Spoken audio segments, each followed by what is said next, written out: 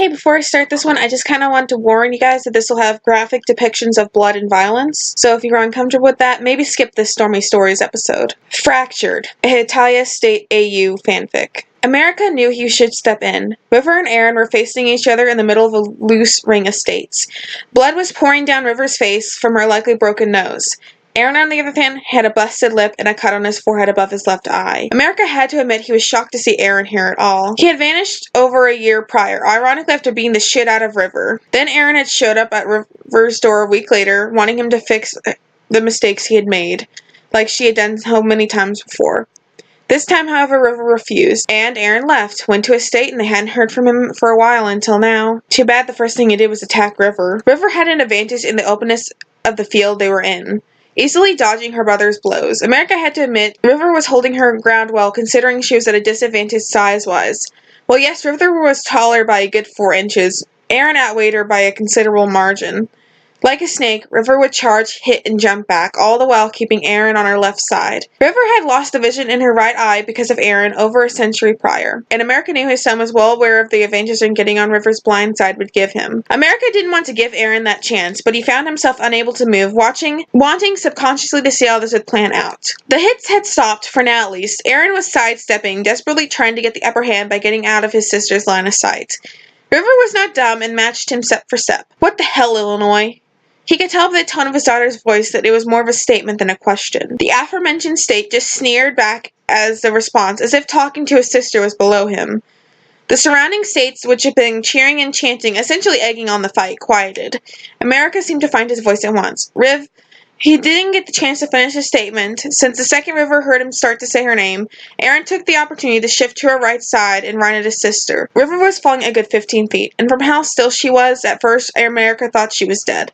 And then she stirred, too quick to have regenerated. She stumbled trying to get up, and America, finally broken out of whatever trance had held his feet in place, ran to help her, while Luke restrained Aaron. He was not prepared for the state River's face was in. The skin that should be her cheek and part of her lower jaw hung from her face in ribbons.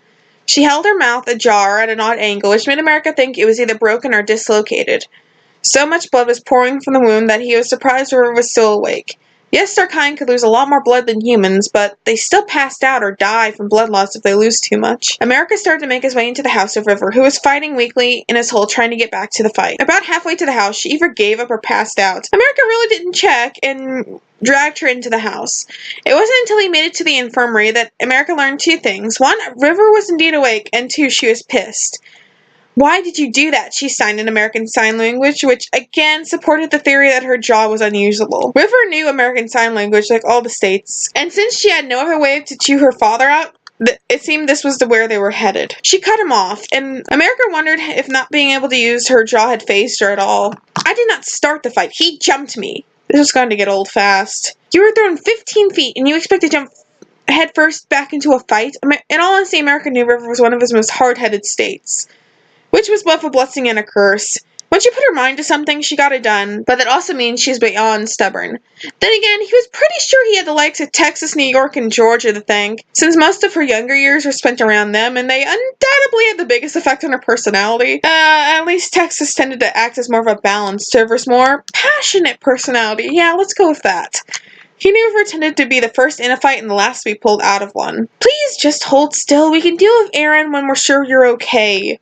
River made an annoyed sound, almost like a growl in her throat, but sat still so America could see her face. Her nose seemed to have already healed on its own, so all America did was clean the blood from her nose. He then turned his attention to the rest of her face. As he cleared some more blood away from the wound, he was taken aback by the bone that jutted out of her face. Aaron had hit so hard that he had broke the right side of her lower jaw in half. America felt sick. Sure, he had seen plenty of horrible wounds. After all, he'd seen River almost torn in half and she survived. Barely. He knew for a fact he couldn't do much for this wound. Sure, if it had just been dislocated, he could have just popped it back into place. But other than that, simple stitches and bandages were as far as his medical expertise goes. He really only had 2 options. 1, get Eric and have him take care of it, which would be the faster of the 2 options, or 2, call River's personal doctor to fix her up. He knew River and Eric weren't on speaking terms at the moment, so he threw that out the window pretty fast. So River's personal doctor it is. There was one problem. He needed to go to his office to call said doctor, and he didn't trust River to stay put and wait. "Hold on a second," he said, and stuck his head out the door to the infirmary to grab the first state to pass by, who just happened to be New York. Addie and River got along well, and he knew the older state would be able to restrain River if she tried to leave. Hey, Addison, come here and help me with something. Sure, what do you... She cut herself off when she saw the state River's face was in. Missouri, what did you do? River looked confused. What? She signed. America and Addison just looked at her like she lost her mind. Can't you feel that? America asked, slightly creeped out. I haven't had much feeling in my face since 1862. Okay, America said, changing the subject back to the more important topic. Addie, watch her while I go call her doctor, and I can't stress this enough. Do not let her leave this room. He then turned and left before River could react to the last-minute babysitter. It actually didn't take long, as America thought it would, for River's doctor to arrive. Then again, when you describe the type of injury River had, it was pretty clear that her doctor was needed quickly. River had had this particular doctor for a few years. She had been fresh out of med school when River hired her, which was both good and bad. Good in the sense that she wouldn't have to hire another doctor for a while, which was one of the downsides to being immortal. It was, however, bad because that meant she hadn't had much in the way of experience, just what she had gotten in med school. However, the doctor was one of the best River had, and most importantly, River trusts her.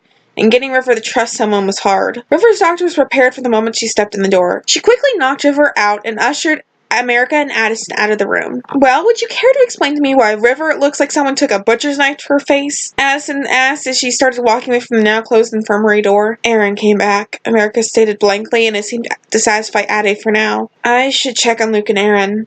What are you going to do with Illinois? Addie questioned as they made their way out of the house. After all, he's liable to continue causing problems. Last I checked, he was pretty mad at Missouri for not being his scapegoat. Really is a shame, though, their relationship was getting better. America knew for a fact that River and Aaron would never be completely okay. They had had a strained relationship since 1861.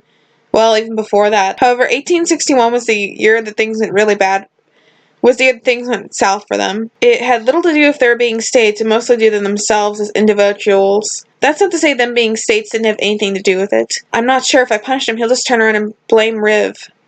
In all honesty, he knew that centuries-old conflict between the two wouldn't be an easy fix. They have to coexist somehow, Addie pointed out. I'll admit, Illinois needs to stop blaming Missouri for all his problems. Was that ever really a question, Addie? Addison just shrugged. I just really wish there was an easy answer.